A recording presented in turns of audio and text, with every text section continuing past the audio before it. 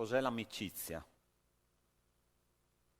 L'amicizia è un rapporto a due, e- che va molto al di là del semplice divertirsi assieme, no? Quando noi pensiamo agli amici, pensiamo a diciamo qualcuno, no, che ha empatia con noi, no, che si diverte insieme a noi, che fa feste insieme a noi. Ma tu prova a diventare una persona antipatica, triste e depressa e voglio vedere se quella persona rimarrà sempre tuo amico come lo era prima, no? E ci sono dei detti a riguardo dell'amicizia, dei detti mondani, no, secolari. Il cane è il miglior amico dell'uomo. E guardando il mio cane, a volte mi viene la tentazione di dire è proprio vero, perché è il primo che si alza la mattina, viene a fare le feste nel letto, se ho l'alito pesante, se sono triste, se sono allegro, lui è sempre lì, no? Oppure chi trova un amico trova un tesoro. eh? Anche questo è una verità, cioè chi trova un amico, veramente gli amici, quelli veri, si contano sulle punte delle dita. Chi ne ha più di 5 comincia a dubitare che i motivi dell'amicizia siano sinceri, ok? Perché i veri amici sono veramente pochi, ristretti e molto vicino al tuo cuore. Ma la cosa interessante è che Dio si è scelto degli amici che siamo noi. mm? E quando io leggo la parola di Dio, quando Dio comincia a chiamare amici delle persone con cui Lui ha condiviso la sua vita, Gesù in particolare, quando parla dei Suoi discepoli, no? I 12 apostoli, dice, non siete stati voi a scegliere me, ma io ho scelto voi, no? Perché gli amici si scelgono, non ti capitano in casa. E io guardando la rosa di questi 12 personaggi, no? Dico, Signore, ma come hai fatto a scegliere degli amici che ti hanno tradito, abbandonato, rinnegato, addirittura Pietro l'ha rinnegato, dice la parola di Dio, che ha ingiuriato quando ha detto, ma tu sei uno di quelli che viveva con Gesù? E io dico, Signore, ma con che parametro tu hai scelto i tuoi amici, no? E quindi io capisco una grande verità nella parola di Dio, che amico è una cosa che tu scegli di fare nei confronti di qualcun altro. Dio ha scelto di essere nostro amico. Dio ha scelto di essere nostro amico, anche se noi siamo delle persone spesso non amabili, antipatiche, specialmente molte volte facciamo cose contrarie alla sua volontà, ma Dio, nonostante tutto, ha scelto di essere nostro amico. Ma la cosa importante è che Dio chiama anche noi ad essere suoi amici, no? Perché il rapporto è a due. E io leggendo i testi della parola di Dio, la riflessione che faremo stamattina è proprio questa, essere amici di Dio. Cosa significa? Cosa significa essere amici di Dio? Ci sono diverse forme, diversi livelli di conoscere Dio. Uno può essere la forma psicologica, no? Tante persone hanno seguito Gesù.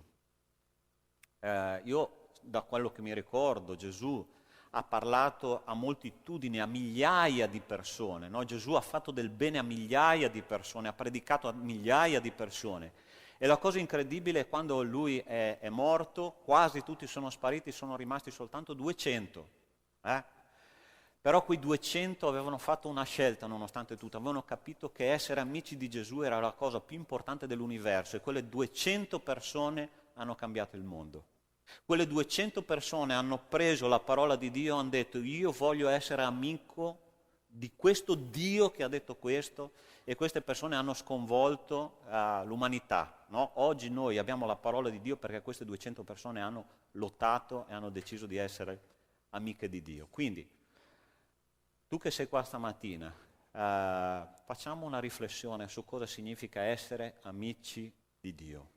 Quali sono i parametri per i quali noi decidiamo di essere amici di Dio, affinché la mia vita e la tua vita sia una vita utile per l'espansione del regno. Amen? Possiamo pregare che il Signore ci parli stamattina. Signore Dio, in questo momento noi rimettiamo nelle tue mani, Signore, questo momento di riflessione della tua parola. Signore, che la tua Chiesa stamattina, come ha detto un tuo uomo che si chiamava Giobbe, possiamo dire insieme, Signore, prima avevo sentito parlare di te, ma ora ti conosco, ora so chi tu sei. Signore, che la tua Chiesa possa decidere questa mattina di essere tua amica, avere un rapporto intimo, conoscenza con te. Te lo chiediamo nel nome di Gesù. Amen. Il primo principio che vorrei imparare con voi è questo. Essere amici di Dio significa credere senza riserve alla sua parola e agire di conseguenza. No? Mi ricordo che c'era un mio ex collega di lavoro che era un elettricista. E un bambino un giorno è andato da questo mio amico e gli fa: ascoltami, ma cosa c'è dentro la lampadina? E lui ha cominciato a spiegare: no, sai, dentro la lampadina c'è il gas, c'è questo filo che diventa incandescente, quando noi l'accendiamo, spegniamo l'interruttore. Dopo una lunga spiegazione di quasi un quarto d'ora, il bambino lo guarda e dice: non ci credo. E lui ha detto: ho perso il mio tempo. No, non ci credo. Gente, se c'è una cosa che Dio non gradisce nell'amicizia è non ci credo. Non ci credo a quello che tu dici. La parola di Dio, fratelli miei, si compie. La parola di Dio, quando viene proclamata e esce dalla bocca di Dio, ha una sua conseguenza nel mondo. Quando Dio dice una cosa, la fa. Quando Dio pensa una cosa, la dice e poi la fa. Allora c'è stato un uomo di Dio che ha creduto fermamente fino in fondo e ha agito di conseguenza quando Dio gli ha detto: tu devi fare questo. E questo testo è molto interessante, parla della vita di Abramo. Dice, è l'Apostolo Giacomo che parla della vita di Abramo, dice: tu credi che c'è un solo Dio e fai bene, anche i demoni lo credono e tremano. Insensato, vuoi renderti conto che la fede senza le opere non ha valore? Abramo, nostro padre, non fu forse giustificato per le opere quando offrì suo figlio Isacco sull'altare? Tu vedi che la fede agiva insieme alle opere sue e che per le opere la fede fu resa completa. Così fu adempiuta la scrittura che dice: Abramo credette a Dio e ciò gli fu messo in conto come giustizia e fu chiamato amico di Dio. Allora, a quale episodio della vita di Abramo Dio si riferisce quando parla di Abramo come un amico? Intanto posso dire una cosa, la prima cosa fondamentale, che Dio ha chiamato a fare questa cosa del sacrificio di suo figlio a un'età abbastanza avanzata a Abramo. Non l'ha chiesto quando Abramo era giovane, ha chiesto dopo che Dio ha fatto un lungo percorso insieme a Abramo. E Abramo, vi ricordate, voi sapete che lui era sterile, no? E sua moglie ugualmente. E quindi Dio ha detto: guarda, un giorno, e questo gliel'ha detto a 75 anni, un giorno tu avrai un figlio e attraverso questo figlio, attraverso di te, tutte le nazioni della terra saranno benedette. E questo figlio dopo 25 anni arriva, quando Abramo ha 100 anni, questo figlio nasce, questo figlio comincia a crescere, diventa adolescente, a un certo punto Dio gli dice: ascoltami, adesso vedi questo figlio che tu hai? Adesso tu lo prendi, lo vai a sacrificare in un posto dove io ti dirò, perché io sono il tuo Dio e io te lo chiedo. Non so se state entrando nella storia. Voi provate a immaginare un uomo che per 30 anni quasi ha aspettato questo ragazzo, no, che era la sua discendenza. Voi sapete che com'era importante per una israelita avere una discendenza, perché vuol dire che o interrompevano la sua discendenza oppure proprio erano benedetti solo attraverso la paternità. Questa era nella mentalità di un ebreo. Arriva questo figlio diventa adolescente, cosciente di quello che è il discendente di Abramo, il grande padre della fede di Israele, e Dio gli chiede: ascoltami, adesso tu prendi questo tuo figlio e lo vai a sacrificare. E poi sembra che Dio faccia apposta le cose, no?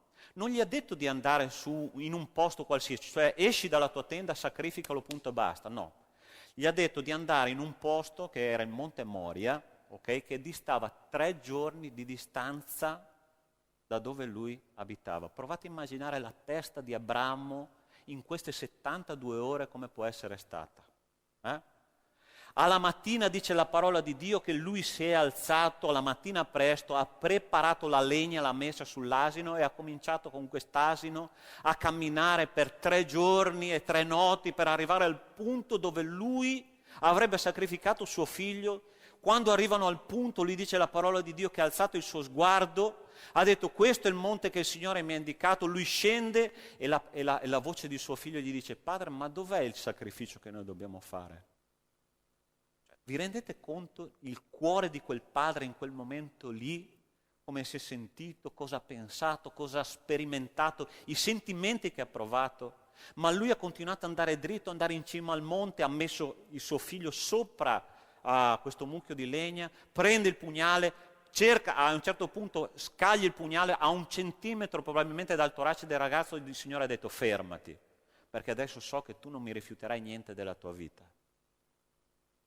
Sapete cosa ha fatto Abramo? Ha preso la parola di Dio, ha applicato la parola di Dio, ha creduto fino in fondo alla parola di Dio, fino a sacrificare quello che aveva di più caro, e ha detto il Signore è in grado di ridarmi mio figlio anche attraverso una risurrezione, perché Lui me l'ha promesso e quindi porterà a termine. Fratelli, essere amici di Dio non è una cosa facile. Quando Dio dice una cosa nella tua vita, se tu gli dici non ci credo, il Signore non può avvicinarsi di più a te, perché noi troviamo nella parola di Dio che una cosa e una cosa solo conta nel proprio rapporto personale con Dio, avere quella fede incrollabile che il Signore porterà a termine quello che Lui dice. Fratelli, gli uomini parlano e niente viene portato a termine. Noi facciamo delle promesse, quante volte io ho detto, figlio ti porterò a Natale il fucile, la pistola, questo, quell'altro, e quante volte mi sono dimenticato. Papà, dov'è il fucile? Dov'è la pistola che mi avevi promesso? Che non sono quelli veri, sono quelli finti. Figlio, mi sono dimenticato. Quante volte le nostre parole escono dalla nostra bocca, noi proclamiamo di fare delle cose e noi lo manteniamo, ma il Signore mantiene, il Signore fa. Abramo ha creduto contro ogni speranza che poteva succedere quello che Dio aveva detto, e lui ha creduto. E dice la parola di Dio che attraverso questa fede che lui ha avuto, lui è diventato amico di Dio. Tu che sei qua stamattina, io voglio che tu alza la tua mano dicendo se Dio ti ha fatto una promessa o no nella tua vita. Dio ti ha fatto una promessa? Ok. Tu sai che Dio porterà a termine questa promessa. Ma se tu stai cominciando ad avere dei su e giù, di avere dei dubbi che Dio possa fare quello che Lui ha detto, tu non ti stai avvicinando a Dio come un amico, tu ti stai avvicinando a Dio come un conoscente. E da quello che io capisco, fratelli miei, Dio non ha cugini. Dio ha degli amici. O tu sei cugino, parente lontano o qualsiasi altra cosa, ma Dio vuole degli amici che credono fermamente in quello che Lui ha detto, perché Lui lo farà succedere.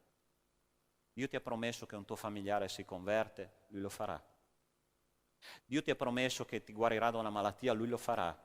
Dio ti ha promesso che ti darà quello che ti serve per vivere, Lui lo farà. Ma tu devi smetterla di dire, Signore, ma perché non sta succedendo? Perché Dio ha i Suoi tempi, perché Dio ha il suo modo, perché Dio ha le sue vie, Dio ha i Suoi progetti che sono molto al di sopra dei nostri progetti. E quando Dio dice questo, dice succederà attraverso delle cose straordinarie, incredibili. E gente, io quando leggo la parola di Dio, quando Dio dice guarda Noè che verrà il diluvio, gente, il diluvio è venuto 100 anni dopo. 100 anni dopo. E Noè ha cominciato a costruire quell'arca gigantesca, 137 metri per 25, per 15 metri di altezza, piano piano, con la sua famiglia, mettendo tronco sopra tronco, 100 anni, e predicava per 100 anni, guardate che verrà il diluvio, verrà il diluvio, verrà il diluvio, e tutti lo prendevano in giro. C'è scritto nella sua generazione, lui è stato considerato come un pazzo, ma il diluvio è arrivato. E chi era l'amico di Dio che si è salvato? Noè, la sua famiglia. Fratelli, essere amici di Dio significa credere fermamente che Dio dice una cosa e Dio la porterà a termine. Quando tu fai un incontro personale con Dio e apri la parola di Dio, Dio sta parlando con te, non passare sopra come se questo fosse un discorso umano, perché il Signore compie quello che dice e dice quello che compie. Bene? Vuoi essere amico di Dio? Devi credere fermamente a quello che Dio dice e agire di conseguenza, perché questo testo biblico dice che anche i demoni credono, ma tremano, perché sanno. Prova a pensare ai demoni che pensano e sanno che la parola di Dio si compie. Vi ricordate, abbiamo predicato la settimana scorsa, l'indemoniato di Gerasa. Arriva l'indemoniato e Signore, ci manderai nell'abisso adesso? I demoni credevano che Dio poteva farlo perché Dio aveva detto che io un giorno vi manderò nell'abisso. Anche i demoni credono. A volte noi, fratelli, la parola di Dio entra di qua, esce di là e gli diamo il peso di una piuma che vola via. La parola di Dio si compie. Proprio stamattina in macchina con un nostro amico di Mantova dicevamo: il Signore sta tornando. Ma il Signore sta tornando, fratelli. Lui ha detto che torna. Ah, ma questo mondo continuerà fino all'infinito. Arriverà una cometa che lo distruggerà un giorno, fra 2000 anni. Il Signore torna. È Lui che decide lo stop o no. È Lui che deciderà se questa umanità finisce o no. Il Signore sta tornando, Lui compie la sua parola. Punto numero 2. Essere amici di Dio significa avere un cuore che batte al ritmo dei sentimenti di Dio stesso. C'è un altro uomo di Dio che mi affascina tantissimo, che si chiama Mosè. E io vorrei leggervi un testo che si trova in Esodo, capitolo 32 e 33. Dice: l'indomani Mosè disse al popolo: voi avete commesso un grande peccato. Vi ricordate che Israele aveva fatto un vitello d'oro e lo adorava come Dio, ok? Perché Mosè era andato sul monte a parlare col Signore. Voi avete commesso un grande peccato, ma ora io salirò dal Signore, forse otterrò che il vostro peccato vi sia perdonato. Mosè dunque tornò al Signore, e guarda cosa dice qua Mosè. Fratelli, è meraviglioso il cuore di alcuni uomini di Dio. Dice: tornò il Signore e disse: ahimè, questo popolo ha commesso un grande peccato e si è fatto un Dio d'oro. Non di meno, perdona il loro peccato, se no ti prego, cancellami dal tuo libro che hai scritto. Gente, il cuore di Mosè batteva per il popolo e diceva: Signore, se tu non vuoi salvare il tuo popolo, allora cancella me dal libro della vita e salva questo popolo. Il cuore di Dio batteva in quell'uomo. Quando è che l'ultima volta noi abbiamo provato passione per un'anima perduta? Che abbiamo detto: Signore, toglimi la vita per darla a quella persona. Ma non è solo una cosa di bocca, una cosa di sentimento, è una cosa che tu provi veramente. Quando è che l'ultima volta tu hai detto: Signore, guarda, io preferisco che tu mi mandi all'inferno, ma salva questo. L'Apostolo Paolo ha detto questo con il suo popolo. Ha detto: preferirei essere separato da Dio perché il mio popolo possa essere salvato da te, Signore. Nella lettera ai Romani, vai a leggere questo testo. I grandi uomini di Dio provano gli stessi sentimenti che Dio prova nei confronti dell'umanità. Che cosa ha fatto Dio perché provava un sentimento profondo nei confronti dell'umanità? Che cosa ha fatto? Ha preso il suo figlio e l'ha mandato qua sulla terra per essere sacrificato per me e per te, per dire: Signore, questo è il tuo popolo, io do la vita del mio figlio perché questo popolo possa essere salvato. E guarda come prosegue il brano. Mosè prese la tenda e la piantò per sé fuori dall'accampamento e a una certa distanza dall'accampamento, e la chiamò la tenda di convegno. Con chi andava a fare convegno Mosè? Col Signore. faccia a faccia. E chiunque cercava il Signore usciva verso la tenda di convegno che era fuori dall'accampamento, e quando Mosè usciva per recarsi alla tenda, tutto il popolo si alzava e ognuno se ne stava in piedi all'ingresso della propria tenda e seguiva con lo sguardo Mosè, finché egli era entrato nella tenda. Appena Mosè entrava nella tenda, la colonna di nuvola scendeva, si fermava all'ingresso della tenda e il Signore parlava con Mosè. Tutto il popolo vedeva la colonna di nuvola ferma all'ingresso della tenda, tutto il popolo si alzava e ciascuno adorava all'ingresso della propria tenda. Ora il Signore parlava con Mosè faccia a faccia, come un uomo parla col suo amico. Ora tu vuoi che Dio sia tuo amico? Tu vuoi che il Signore abbia un profondo rapporto con te, di amicizia, di condivisione dei suoi sentimenti? C'è stato un grande predicatore che si chiamava David Wilkerson. Ha detto: i grandi ministeri iniziano da un battesimo di angoscia. I grandi ministeri cominciano da un battesimo di angoscia. Quando tu ti angosci per una situazione così delicata, così forte, l'angoscia di Neemia, ti ricordi chi era Neemia nelle scritture? Ha portato alla ricostruzione di Gerusalemme. L'angoscia di Gesù ha portato alla salvezza dell'umanità. Ti ricordi che Gesù è stato angosciato nel giardino di Getsemani? Ha detto: Signore, Padre, togli da me questo calice, ma sia fatta la tua volontà, perché io sono profondamente angosciato. Sai, quando tu sei angosciato, il Signore ti capisce. L'angoscia è un sentimento profondamente cristiano, e la tua vita, se vuoi che sia in amicizia con Dio, deve provare questa profonda angoscia per qualcosa. Io quando passo per la città mi metto un pochino alla prova. Io vedo le persone che passeggiano e dico: Signore, cos'ha a che fare la mia vita con queste persone? C'è qualcosa che mi unisce a loro? Solo la cittadinanza? O anche il fatto che loro sono predestinati ad andare in paradiso come io e te stiamo andando in paradiso? Perché io e te stiamo andando in paradiso, ma ci sono delle persone che hanno bisogno della salvezza e che stanno andando all'inferno.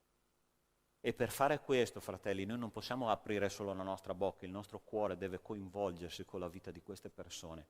Fra un mese abbiamo soffio di luce.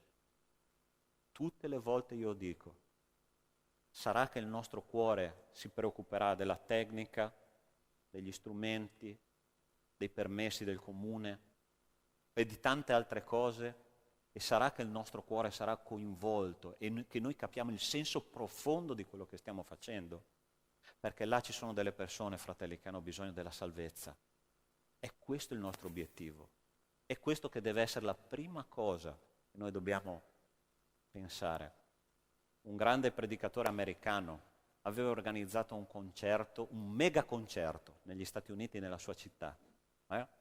Aveva invitato i più grandi cantanti degli Stati Uniti, più famosi, evangelici. E il giorno del concerto, gente, c'era un diluvio. Un diluvio. E questo predicatore si è disperato, a una chiesa enorme di 10.000 membri, no? Questo predicatore si è disperato, è andato davanti a Dio, ha detto: Signore, ma io ho organizzato tutto questo per te, e Signore, per carità, ma guarda qua cosa sta succedendo, tu sei Signore del cielo e della terra, e la pioggia continuava a cadere, no? E io sentivo su internet questa testimonianza, e dopo diverse ore di preghiera arriva una parola da parte di Dio. E sapete cosa Dio ha detto a questo predicatore? Ha detto: tu hai organizzato tutto questo per me e non mi hai invitato come ospite d'onore. Gente, facciamo tante cose, ma se Dio non è il centro, Cristo non è il centro delle nostre azioni, se il nostro cuore non batte per le cose di Dio, noi non saremo mai amici di Dio. Io non so cosa aspiri tu, di entrare in chiesa, sederti, ascoltare una buona predicazione, non so cosa sai, tutte le volte che io esco da qua, da questa porta la domenica, torno a casa e dico ho altri 6 giorni per stare da solo con Dio. E sai chi c'è a casa con me? C'è il Signore, non ci sei tu. Ma tu devi fare lo stesso ragionamento. In mezzo alla tua vita difficoltosa, in mezzo alle tue malattie, in mezzo alle tue preoccupazioni, alle tue angosce, tutto quello che ti affligge, sai chi è il tuo migliore amico? È il Signore. Lui è là 7 giorni su 7 e Lui non ti abbandona mai, perché il nome del Signore che c'è scritto qua è Emanuele, che vuol dire Dio con noi, Dio con noi. E gente, se il nostro cuore non batte al ritmo del cuore di Dio, noi non saremo mai Suoi amici. Lui è sempre nostro amico. Lui ha scelto di essere nostro amico, ma tutti i giorni noi dobbiamo scegliere di essere Suoi amici, attraverso questi sentimenti che, fratelli, noi dobbiamo scegliere di avere. Noi non dobbiamo scegliere di avere una vita comoda, perché noi siamo qua sulla terra per servire. E quello che ci ha dato il Signore da fare, fratelli miei, si trova in Matteo capitolo 28.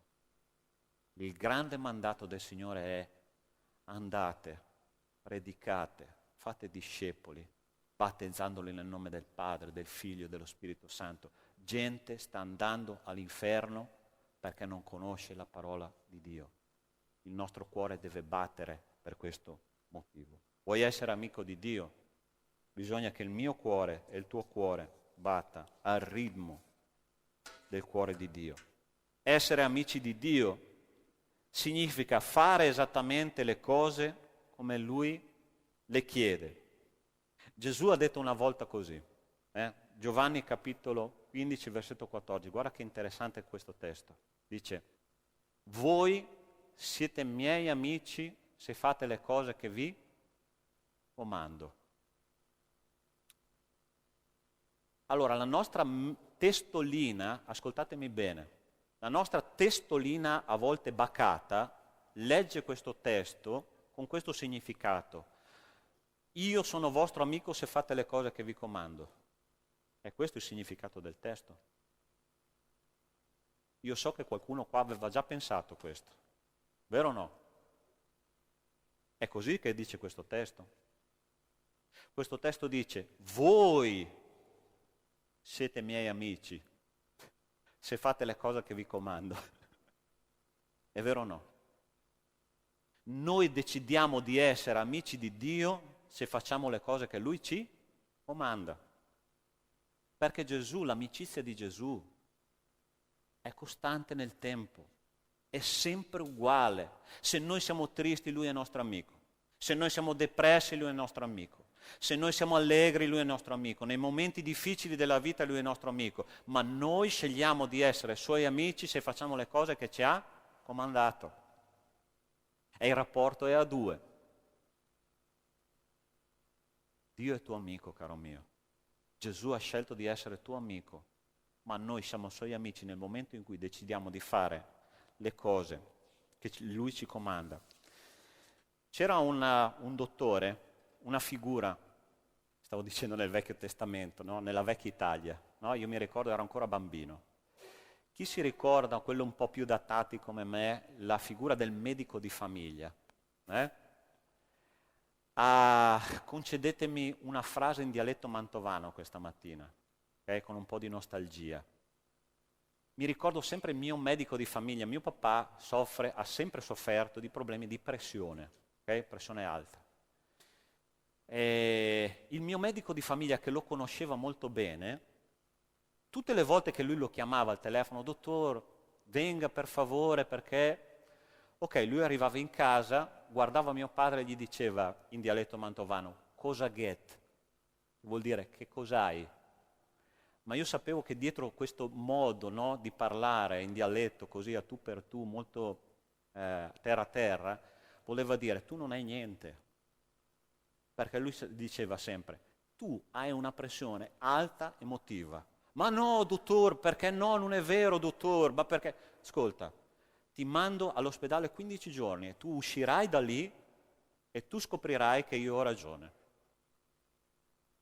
Mio padre è entrato 1 volta, 2 volte, 3 volte all'ospedale, gli hanno fatto tutti gli esami del caso e i dottori: lei non ha niente veramente. Quando lui è tornato a casa, che il dottore gli ha fatto la lettera di dimissioni, è andato dal mio medico di base, che era il medico di famiglia, e ha detto: hai visto? Sai perché ti sto dicendo questo? Perché Gesù, il Signore, è il nostro medico di famiglia, no? E il nostro medico di famiglia è quello che ci conosce molto bene. Io ti voglio leggere questo testo che si trova nel Salmo 139. Che adesso facciamo la direzione inversa. Dio ha scelto di essere nostro amico perché anche se ci conosce, perché ci conosce a fondo, questo non gli impedisce di amarci senza riserve. Guarda cosa dice questo Salmo 139, dice: Signore, tu mi hai esaminato e mi conosci. Tu sai quando mi siedo e quando mi alzo. Tu comprendi da lontano il mio pensiero. Tu mi scruti quando cammino e quando riposo e conosci a fondo tutte le mie vie. Poiché la mia parola non è ancora sulla mia lingua, che tu, Signore, già la conosci appieno. Tu mi circondi, tu mi stai di fronte e alle spalle e poni la tua mano su di me. La conoscenza che hai di me è meravigliosa, troppo alta perché io possa arrivarci. Dove potrei andarmene lontano dal tuo spirito? Dove fuggirò dalla tua presenza? Se salgo in cielo, tu vi sei. Se scendo nel soggiorno dei morti, eccoti là. Se prendo le ali dell'alba e vado ad abitare all'estremità del mare, anche là mi condurrà la tua mano e mi afferrerà la tua destra. Se dico: certo, le tenebre mi nasconderanno e la luce diventerà notte intorno a me, le tenebre stesse non possono nasconderti nulla, e la notte per te è chiara come il giorno. Le tenebre e la luce ti sono uguali. Sei tu che hai formato le mie reni, che mi hai intessuto nel seno di mia madre. Io ti celebrerò, perché sono stato fatto in modo stupendo. Meravigliose sono le tue opere e l'anima mia lo sa molto bene. Quando tu, caro mio, cara mia, ti alzi alla mattina, noi viviamo in una società estetica, ok? Che bada all'apparenza. E io ringrazio Dio di non conoscere a fondo il tuo cuore. Sai perché? Perché io conosco il mio e già mi basta.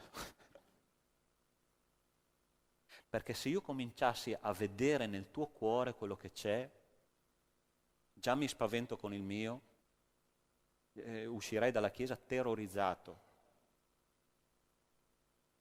Ma questo testo biblico dice che Gesù è nostro amico perché Lui ci conosce a fondo. Appena tu ti alzi e cominci a aprire gli occhi, il Signore sa qual è il tuo spirito. Lui capisce da lontano quando tu pensi qualcosa, quando tu dici qualcosa, Lui sa già cosa c'è dietro quel ragionamento. Perché tu sei una sua creatura e Davide, a un certo punto, quando capisce il senso di quello che ha capito, dice: Signore, io vorrei fuggire lontano dall'altra parte del mare, ma c'è una fregatura perché tu mi conosci. E se anche io scappo nella parte più buia del mondo, tu sei lì e mi conosci. Tu sai cosa c'è dentro di me. E allora Davide gira la frittata, perché Davide era un grande uomo di Dio. E dice: Signore, io mi guardo allo specchio e dico che sono una creatura meravigliosa perché tu mi hai voluto così. Dio non si spaventa di quello che noi abbiamo dentro. Lui ci guarda e ci dice: voi siete miei amici. Punto e basta. È una decisione sua. Lui non vuole che tu sia bello, bravo, buono, intelligente, laureato in quattro lauree diverse. Lui dice: io ti amo per quello che tu sei, io voglio essere tuo amico. E tante volte noi allontaniamo Dio, ma Signore, ma non sai cosa c'è dentro di me? Che lo so. Ma io voglio essere tuo amico. E Dio ci guarda e ci dice: che creatura meravigliosa che sei. Un pastore una volta ha detto una frase che, ancora, ma cosa di 30 anni fa, però mi è rimasta incisa dentro. E lui ha detto, durante una predica: perché andate al museo del Louvre a vedere la Gioconda, questa opera d'arte famosa in tutto il mondo? Volete vedere un'opera d'arte? Venite a casa mia e guardatemi. Io sono un'opera d'arte di Dio. Tu sei un'opera d'arte di Dio. Dio è tuo amico e ti ha fatto così come sei perché Lui ti ama profondamente. Ah Signore, ma mi sono venute le rughe. Certo, ma io ti amo lo stesso. Perché Dio guarda al di là delle rughe, guarda al di là della sciatica, né? Guarda al di là del male di ginocchio, né? Maria, guarda al di là di tutto questo e ti dice, io sono tuo amico, ho scelto di esserlo, tu sei una creatura meravigliosa mia. Davide aveva capito questo principio, ha detto, Signore, io voglio che la mia vita sia completamente in chiaro davanti a te, non voglio nessuna parte scura, perché tu mi ami per quello che io sono. Dio ha scelto di essere nostro amico perché condivide con noi, altro punto, tempi, progetti, ma soprattutto se stesso. Penultimo punto, questa mattina vi cuccate una bella predica lunga, Spero che torniate a casa un po' più pieni. Sono come quei banchetti di matrimonio, no? Che cominciano come tipo quelli di Jonas, che fa Jonas. Lui parte e non si sa quando arriva, e la tua pancia gode. Ok, Dio ha scelto di essere nostro amico perché condivide con noi tempo, progetti, ma soprattutto se stesso. Allora, noi pensiamo che essere amici, fratelli, sia fare una bella ciurascata insieme, no? A volte io penso che noi sediamo uno a fianco all'altro, ma io credo che a volte ci sono come delle barriere invisibili tra di noi, no? Sai quel nylon che tu metti sulle ciotole, no? Dove ci metti dentro la verdura, no? La pellicola invisibile. Tu vai lì per prendere quel bel pomodoro, quella bella cosa e c'è la pellicola, no? E tu devi togliere la pellicola per andare a prendere il pomodoro. Io penso che a volte spiritualmente parlando noi vediamo la comunità insieme, ma ci sono delle pellicole invisibili tra di noi che non ci permettono di toccarci nel modo corretto. Gesù è venuto qua tra di noi e Lui non ha condiviso solo tempo e spazio, perché noi qua oggi, stamattina, condividiamo tempo e spazio, ma Lui ha condiviso se stesso, no? E ci ha lasciato una parte di sé. Guarda cosa dice questo testo. Guardate che nessuno faccia di voi sua preda con la filosofia e con vani raggiri secondo la tradizione degli uomini e gli elementi del mondo e non secondo Cristo, poiché in Lui abita corporalmente tutta la pienezza della Deità e voi avete tutto pienamente in Lui, che è il capo di ogni principato e ogni potenza. In Lui siete stati anche circoncisi di una circoncisione non fatta da mano d'uomo, ma della circoncisione di Cristo che consiste nello spogliamento del corpo della carne. Siete stati con Lui sepolti nel battesimo, nel quale siete anche stati risuscitati con Lui mediante la fede nella potenza di Dio che lo ha risuscitato dai morti. Voi che eravate morti nei vostri peccati e nella incirconcisione della vostra carne, voi dico, Dio ha vivificati con Lui perdonandoci tutti i nostri peccati. Egli ha cancellato il documento a noi ostile in cui i comandamenti ci condannavano e l'ha tolto di mezzo inchiodandolo sulla croce. Ha spogliato i principati e le potenze e ne ha fatto un pubblico spettacolo trionfando su di loro per mezzo della croce. Dice che in Lui, versetto 10, abbiamo tutto pienamente. E guarda cosa dice dopo, che dice che Lui attraverso il perdono che ci ha dato, attraverso il suo Spirito che ci ha dato, noi abbiamo fatto la sconfitta delle forze del male. C'è scritto qua. Perché? Perché Gesù è un vincente e ci ha passato la vittoria a noi. Lui ha condiviso la sua natura. Gente, Cristo poteva averci salvato, essere tornato al Padre e poi ha detto ho fatto il mio dovere, punto e basta. Vero o no? Poteva fare così, sì o no? Ma lui ha detto io vi manderò il mio Spirito. E attraverso il suo Spirito noi abbiamo partecipato della pienezza di Dio e attraverso il suo Spirito noi ogni giorno noi possiamo vincere sulle potenze del male perché Cristo ha vinto per noi e quando il Signore ci dice voi siete più che vincitori in virtù di colui che vi ha amati, vuol dire che il Signore ha messo dentro di noi la sua natura e attraverso la sua natura noi possiamo sconfiggere il peccato, il diavolo e il pensiero del mondo. Perché dice che la parola di Dio che colui che è in noi è più grande di colui che c'è nel mondo. Chi c'è in te? Dio ha condiviso con noi la sua natura.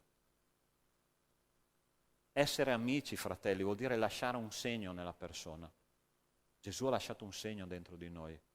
Ci ha dato della sua natura perché noi potessimo vincere in questa vita. E ultimo, molto breve. Dio ha scelto di essere nostro amico perché ha deciso di condividere con noi l'eternità.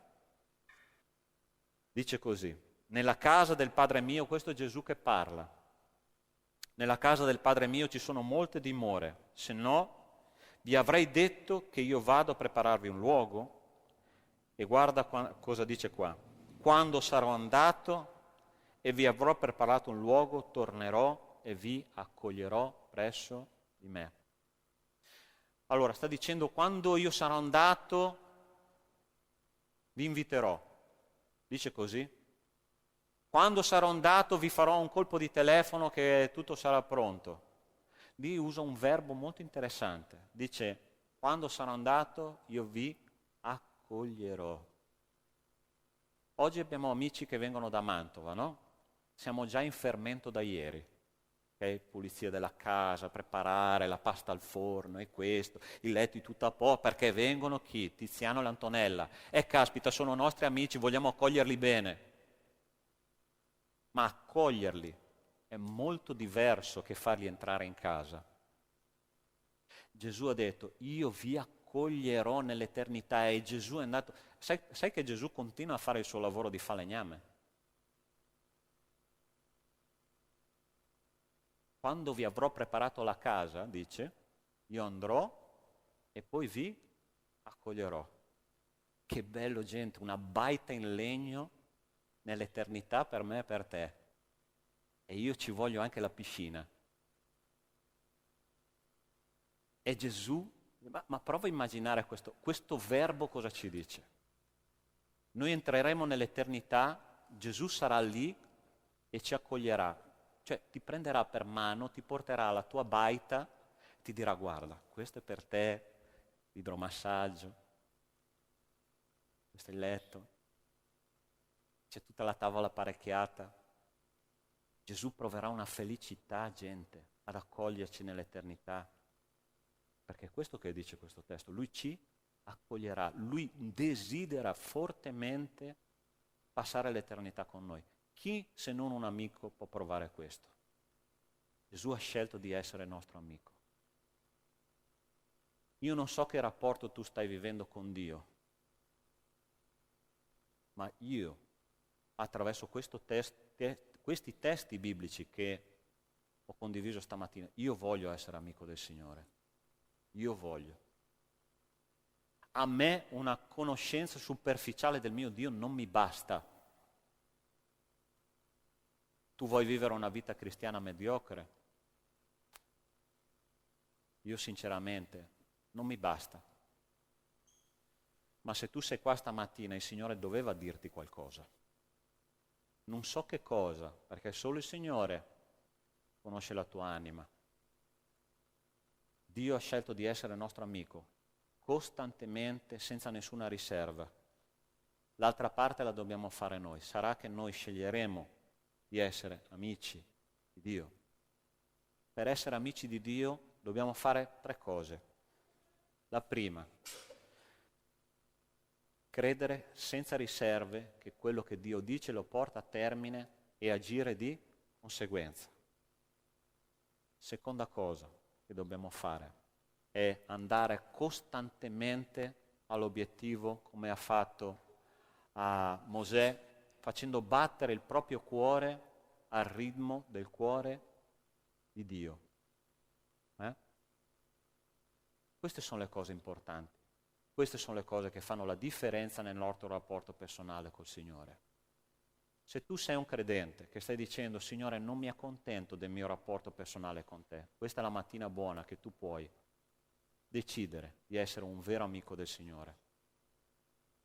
Dio è venuto qua e ha condiviso la sua vita con i discepoli, ha detto, voi siete miei amici se fate le cose che vi comando.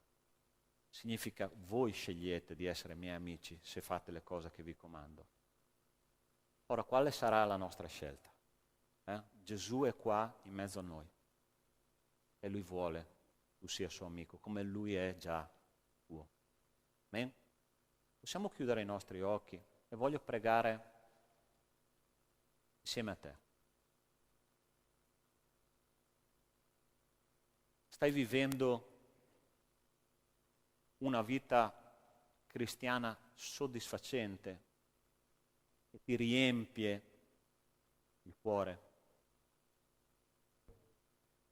che ti fa dire che un giorno arriverai all'ultimo giorno della tua vita dicendo, Signore, sono pronto per partire per l'eternità.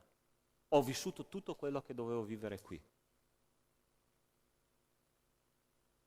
Io voglio arrivare a quel giorno dicendo, Signore, sono sazio di giorni, voglio stare per sempre con te. E se tu invece sei qua stamattina, forse hai sentito solo parlare di Dio, ma non hai un vero rapporto personale con Lui. Guarda alla croce e considera quale gesto ha fatto il tuo amico migliore che si chiama Gesù. Ti rendi conto che questo ragazzo di 33 anni che poteva vivere una vita intera ha dato la sua vita per essere tuo amico? Lui ti chiede solo che tu possa aprirgli il tuo cuore e che tu possa dire, Signore, anch'io voglio essere tuo amico. Voglio sperimentare questo rapporto personale profondo con te. Io chiedo a tutta la Chiesa di pregare in questo momento. Tu senti che il Signore ti ha chiamato a sviluppare questo rapporto d'amicizia con Lui. Io ti chiedo di alzare la tua mano e a ripassarla subito dopo, perché io voglio pregare per te. Dio ti benedica, Dio ti benedica, Dio ti benedica là dietro, Dio ti benedica anche qua, Dio ti benedica qua davanti. Gesù ti ama, Gesù vuole la tua amicizia. Lui ti ama per quello che tu sei e non per quello che tu dovresti essere. Lui ti vuole abbracciare con tutto il suo amore e comunicarti. Tu sei prezioso per me. Tu vuoi che la Chiesa preghi per te? Alza la tua mano, non perdere questa occasione. Dio ti benedica là dietro, Dio ti benedica. Amen. Gloria a Dio. Alziamoci tutti in piedi. Invito il gruppo di lode.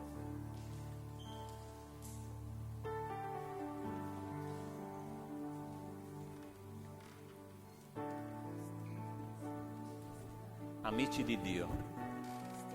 Che bello.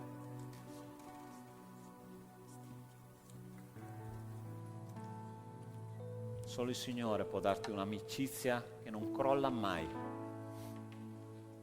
Gli uomini no, ma Dio sì. E 7 giorni su 7 Lui ti dimostrerà che è vero. E mentre il gruppo di lode fa un po' di sottofondo, io ti chiedo che tu, che hai sentito che la parola di Dio era per te stamattina, io ti invito di venire qua davanti, io voglio pregare insieme a te.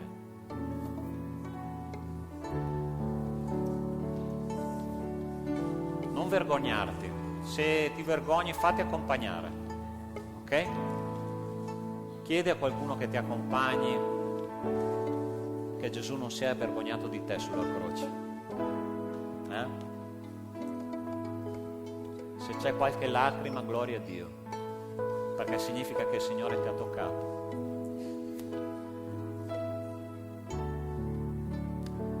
Dio ti ama. vuole essere tuo amico. Possiamo avvicinarci e pregare insieme? Prendiamoci per mano. Sono sudato. Facciamo questo cerchio, che sia un cerchio, dai.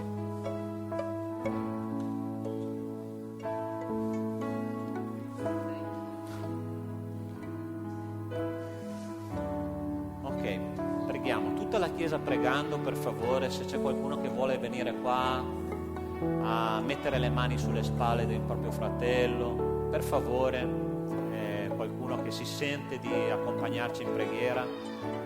Eliane, Marzio, per favore, Pompeo, se vuoi venire, Jacqueline, Marcello, per favore, se volete aiutarci, se potete mettere le mani sulle spalle dei nostri fratelli. Preghiamo. Signore Dio nostro, grazie per la vita di questi cari, Signore, che sono qua davanti, che hanno scelto